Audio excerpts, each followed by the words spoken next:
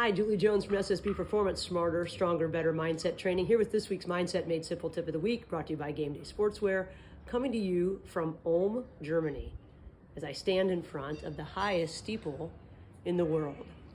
This tip is not only special because I'm coming to you from Germany, it's also special because it's tip number 156. That means that for 3 years, each week, I have written a mindset tip. It started out as Smarter, Stronger, Better Mindset Tips, moved to Mindset Made Simple Tips soon after, hoping to share information about how we can improve our mindset to improve our performance.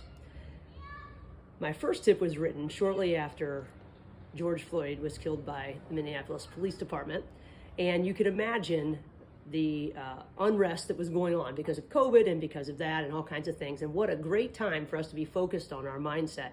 Well, that has parlayed into us being back to normal a little bit, but it's just as important for us to be thinking about how our mindset affects everything that we do. And through this process of writing a tip once a week, every week, I've learned a few lessons. In fact, I was asked not long into my tip writing time by a good friend. She said, "Does writing a tip really, is it worth it?" And I thought about it for just a second. I said, yes, it is worth it. And then she asked me, she said, does it help your business? Does it help your clients and your teams? And does it really help the bottom line? Is it worth the time? And as I was thinking about the answer to these questions, I realized that my yes, it's worth it, was not based at all on the quantitative data that those questions would draw up. It was based on things that are not quantitative, that are more qualitative, that are more lessons learned. And I've learned 3 lessons in 3 years while writing these tips. Lesson number 1 that I've learned is this, is that if you're going to ask people to think about thinking in different ways, then you better be thinking about it and trying to act in that way yourself. Because we know this, when we teach something, we learn it. Think about the last camp you ran if you're a coach. You walk around and you hear all your athletes giving the instructions that you would give. You now know that they know those things.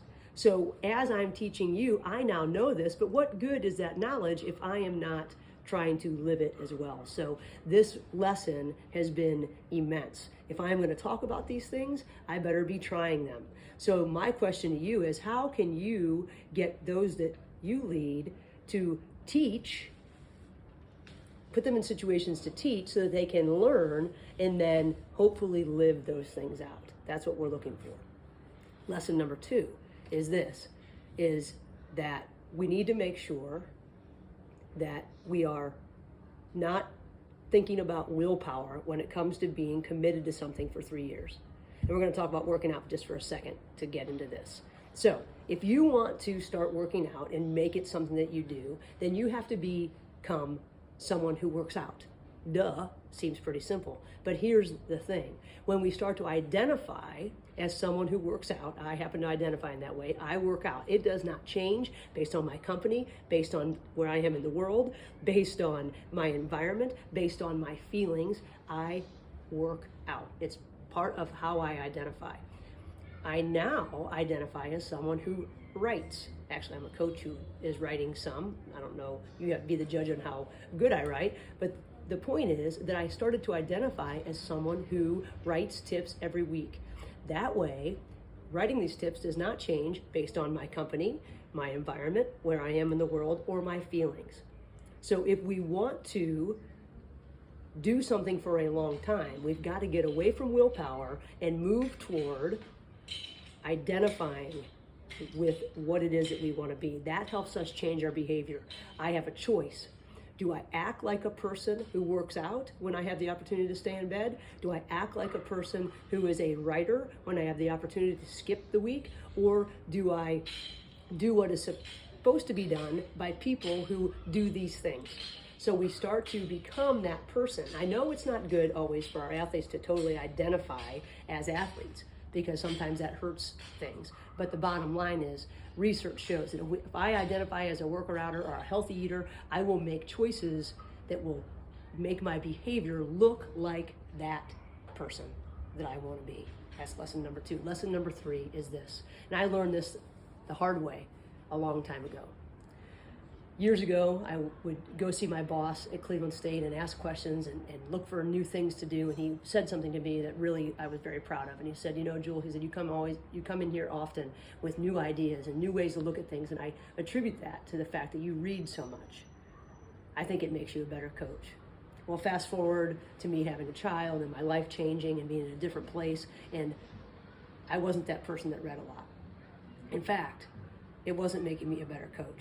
Because here's the thing about reading, and I read a lot prior to writing these tips. So reading constantly forces us to challenge the beliefs that we have and the ideas and practices that we use.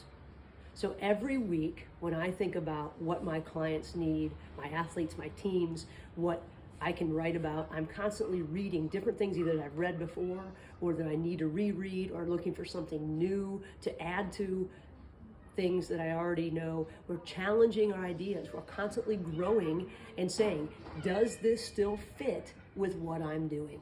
And then once I stopped doing that as a coach, I wasn't as good of a coach, and I know it, because reading challenges us and it helps us learn. And one of the greatest things that a leader can do is be a learner. And there's a Sheryl Sandberg quote that I can't exactly remember the words, but basically she said, one of the most important value or aspects of a leader needs to be their ability to learn, or their willingness to learn. So that is probably the most important thing that I've learned, is that my constant writing of these tips has forced me to continue to read, to continue to learn, to continue to grow, to continue to look for new ways to share information with those that I work with on a daily basis or a weekly basis, or for those of you that read my tips. But the bottom line is this, is that writing these tips for 3 years has been well worth it. I have grown.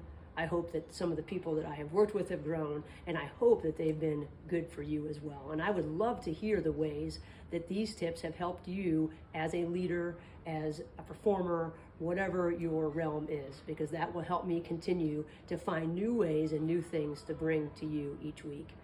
I thank you for reading, for listening, for however you gain this information, and I look forward to 3 more years of these at least.